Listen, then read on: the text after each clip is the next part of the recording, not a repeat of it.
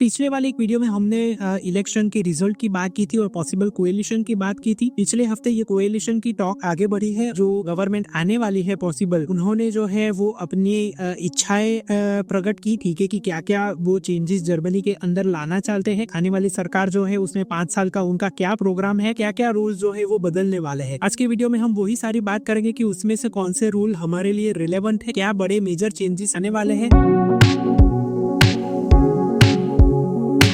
Hello everyone, मेरा नाम doctor Swapnil है और इलाइट आइडियाज बाय स्वप्निल में आप सबका स्वागत है। पिछले हफ्ते जो है, जैसे मैंने बात की थी कि जो सीडीयू की सरकार जो है, ठीक है, तो उसको सबसे ज्यादा वोट मिले हैं। उनको इतने नहीं मिले हैं कि वो मेजोरिटी है, ठीक है, तो मेजोरिटी के लिए उनको कोएलिशन करना था। मैंने कहा था कि जो पॉसिबली जो है वो सीडीयू और एसपीडी जो अभी की सरकार है, उन दोनों का कोएलिशन होने की पूरी संभावना है।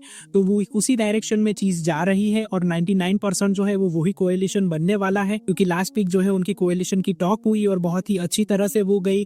काफी सारे मुद्दे पे उन लोगों ने बातें की और काफी सारे रूल्स जो है वो उन्होंने बताया कि ये सारे चेंजेस जो है वो लोग जर्मनी के अंदर आने वाले हैं। वो सारे रूल्स में से हमें जो इफेक्ट करते हैं वो 3 मेजर रूल्स है, ठीक है, तो उसके रिलेटेड हम सबसे पहले बात करेंगे। सबसे पहला रूल्स है, सबसे ज्यादा इंपॉर्टेंट है, वो है माइग्रेशन पॉलिसी के रिलेटेड। माइग्रेशन पॉलिसी में सबसे मेजर चेंजेस वो लोग लाना चाहते हैं। जो इलीगल इमिग्रेशन है, ठीक है, जो असाइलम सीकर है, तो उनके लिए जो है वो थोड़ा और स्ट्रिक्ट हो जाएगा और उनको ऑलमोस्ट ना के बराबर लेने का उनका प्लान है। जो सीरिया और अफगानिस्तान के अंदर जो सारे प्रोग्राम चल रहे हैं और वहां से लोगों को ला रहे हैं, ठीक है, तो वो जो है वो धीरे धीरे वो सारे प्रोग्राम बंद करने के लिए है। जो असाइलम सीकर्स है उनको भी पूरी तरह से प्रॉपरली उनका इवेल्युएशन करके ही उनको प्रोसेस में लेना चाहते हैं ये लोग, ठीक है, तो ये बहुत ज्यादा स्ट्रिक्ट हो गया है। तो जो लोग यहाँ पे ऐसा सोच रहे हैं कि हम लोग असाइलम सीकिंग कर लेंगे और फिर यहाँ पे आ जाएंगे और फिर हाउस बिल्डिंग करेंगे, वो सारी चीजें जो दिमाग में लग के जो लोग चल रहे हैं, तो उनके लिए ये बहुत बड़ी वार्निंग है कि प्लीज ये चीज ना कीजिए, क्योंकि ये फ्यूचर में कभी भी बंद हो सकता है और आपको कभी भी फिर निकाल दिया जा सकता है और आने वाले समय में आपको बैन भी कर दिया जाएगा। प्लीज ये चीज ध्यान में रखिए कि आपके दिमाग में अगर असाइलम सीकिंग चल रहा है तो वो ख्याल को दिमाग से निकाल दीजिए। जो बॉर्डर पेट्रोल है, ठीक है, वो बढ़ाने की बात हुई है, ठीक है, जर्मनी के अंदर बॉर्डर लाने की बात चल रही है। जो पहले शेंगेन वीजा में आप बिना किसी वीजा के ऐसे ही कंट्री को चेंज कर सकते थे, तो वो जो है अभी थोड़ा स्ट्रिक्ट हो जाएगा। बॉर्डर के ऊपर आपका चेकिंग होगा, आपके डॉक्यूमेंट, अगर आपके पास लीगल परमिशन होगी कंट्री में आने की तो ही आप कंट्री में आ पाओगे। बॉर्डर कंट्रोल के ऊपर भी काफी सारा इन्वेस्टमेंट होगा और बॉर्डर्स भी जो है वो बनाने की पूरी तरह से बात चल रही है। ये तो सिर्फ बात थी कि असाइलम सीकर के लिए, पर जो लोग लीगली वे पे आना चाहते हैं उनके लिए गुड न्यूज ये है, ये गवर्नमेंट ने कहा है कि जो लोग लीगल वीजा पे यहाँ पे आते हैं, ठीक है, तो उनको काफी जरूरत है और उनके लिए जो अभी प्रोसेस चलती है, ठीक है, उसमें जो ये ब्यूरोक्रेसी और जो ये बहुत सारा टाइम लग रहा है, तो वो सारी चीजों को भी वो लोग हटाना चाह रहे हैं और आसान बनाने की कोशिश करेंगे। प्रोसेस को और स्मूदर और फास्टर बनेगी। पिछली वाली सरकार ने जो नियम बनाए थे जो पीआर और सिटीजन के शिप के लिए कि 3 साल 5 साल वाला, ठीक है, तो वो जो है वो रूल भी मेंटेन ही किया जाएगा, ठीक है, उसमें कोई चेंज करने की बात नहीं है।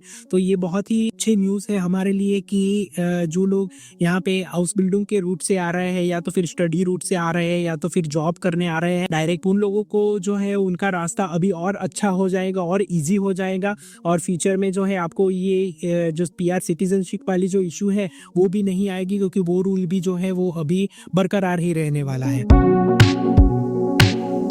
दूसरा बड़ा रूल चेंज हमको इफेक्ट करेगा वो है इन्वेस्टमेंट ऑन इंफ्रास्ट्रक्चर। जर्मनी के चांसलर जो होने वाले हैं उन्होंने ऐसा कहा है कि वो लोग जो है वो डेप लेना चाहते हैं 500 बिलियन यूरो, ठीक है, उतने पैसे जो है वो इंफ्रास्ट्रक्चर पे इन्वेस्ट करने वाले हैं।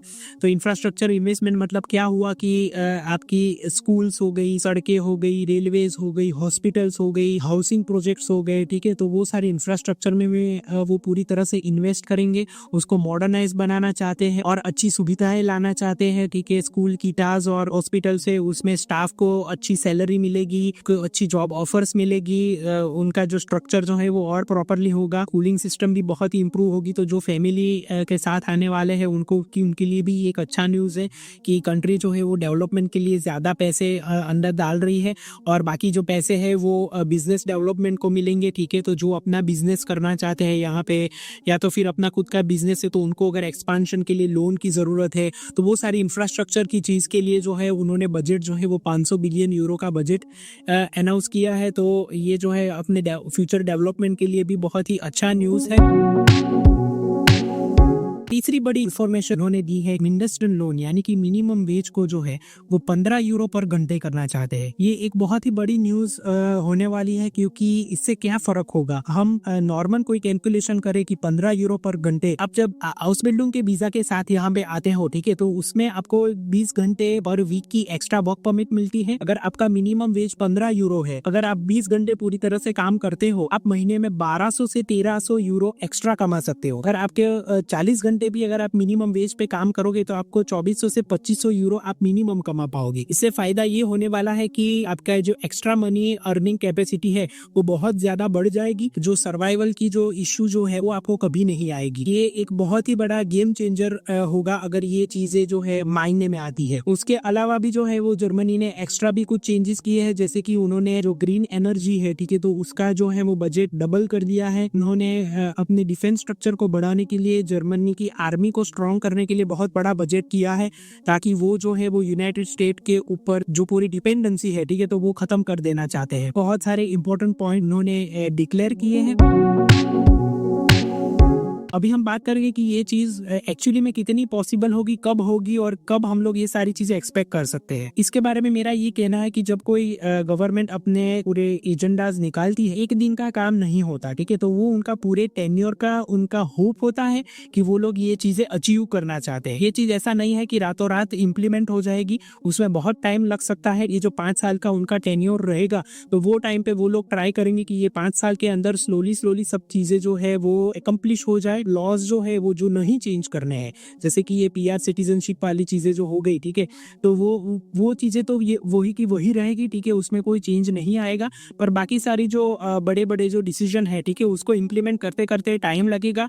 कि शायद ऐसा भी हो सकता है कि कुछ चीजें जो है वो लोग एस्टेब्लिश ना भी कर पाए। एटलीस्ट जो है जो डायरेक्शन में वो जा रहे हैं वो बहुत पॉजिटिव है और ये जर्मनी की ग्रोथ के लिए भी अच्छा है। जो लोग माइग्रेशन के रिलेटेड जिसको टेंशन था, ठीक है, तो उनको ये टेंशन दूर करने की जरूरत है कि आप बिल्कुल चिंता ना कीजिए। अगर आप हाउस बिल्डिंग के रूट से या तो फिर स्टडी वीजा के रूट से आ रहे हैं तो अपना मोटिवेशन जारी रखिए। आपकी प्रोसेस में लॉन्ग टर्म में कोई चेंजेस नहीं होने वाला है। अगर आपको ये इन्फॉर्मेशन पसंद आई तो जरूर वीडियो को लाइक, शेयर और सब्सक्राइब कीजिए। आपको कोई और डाउट है हाउस बिल्डिंग के रिलेटेड तो मेरा कॉन्टैक्ट कीजिए, लिंक मैंने डिस्क्रिप्शन बॉक्स में दिया हुआ है। Till then have a nice day.